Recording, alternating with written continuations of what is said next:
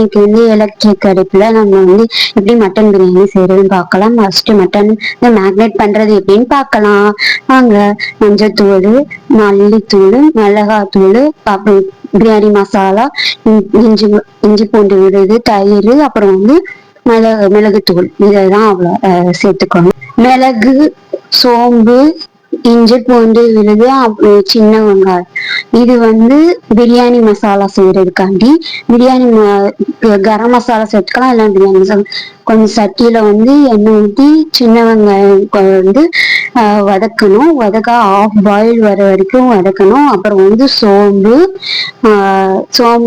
ஒரு ஸ்பூனு, மிளகு முழு மிளகாவு 2 ஸ்பூன் போட்டுட்டு, இஞ்சி பூண்டு விழுது போட்டு இஞ்சி பூண்டு விழுது வாசனை போற அளவு வரைக்கும் வதக்கணும். அப்புறம் ஆஃப் பண்ணிட்டு பிரியாணி மசாலா போட்டுட்டு நல்லா வதக்கணும் அந்த ஹீட்லயே.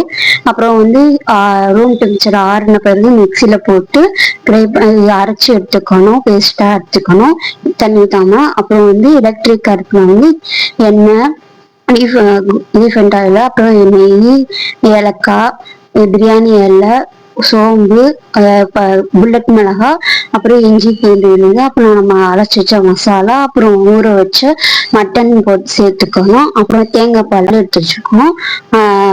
தேங்காய் பால் முத பால் எடுத்துக்கணும். அப்புறம் சீர சம்பா அரிசி வந்து எடுத்துக்கணும்.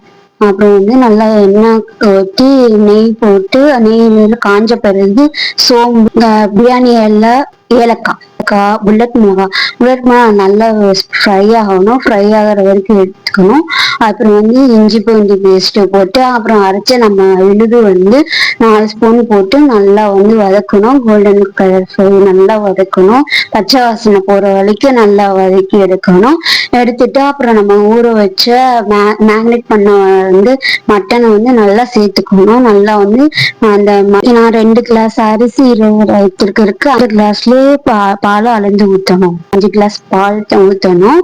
ஊற்றிட்டு கொஞ்ச நேரம் நல்லா கலரி விட்டுட்டு மூடி போட்டு நல்லா ஸ்டீம் பண்ண விடணும். நல்லா வந்து பாயில் ஆகணும். அதுக்கு முன்னாடி உப்பு போட்டு கொஞ்சம் தேவையான அளவு உப்பு போட்டு நல்லா பாயில் ஆகணும்னு அதை வந்து நல்லா கலரி விட்டு நம்ம அரிசி அப்படியே கழுவாமே போடலாம். சீரக சம்பா அரிசி நல்லா சுத்தமா இருந்துச்சுன்னா நம்ம கழுவாமே யூஸ் பண்ணிக்கலாம். அது வந்து நல்லா வந்து கிளறி விட்டுட்டு மூடி வச்சிடணும்.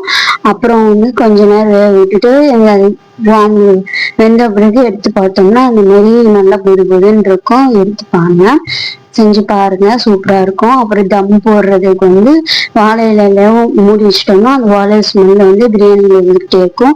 கீப் வார்ம் வந்துடும். இல்லை மேல வந்து குக்கிங், கீழே வந்து கீப் வார்ம்னா நம்ம வந்து தம் போடுற மாதிரிதான். இப்போ வந்து பாருங்க எப்படி இருக்குன்னு. இலை ஃபுல்லாமே வந்து எண்ணெயோட ஸ்மெல்ல அப்படியே இறங்கிடும்.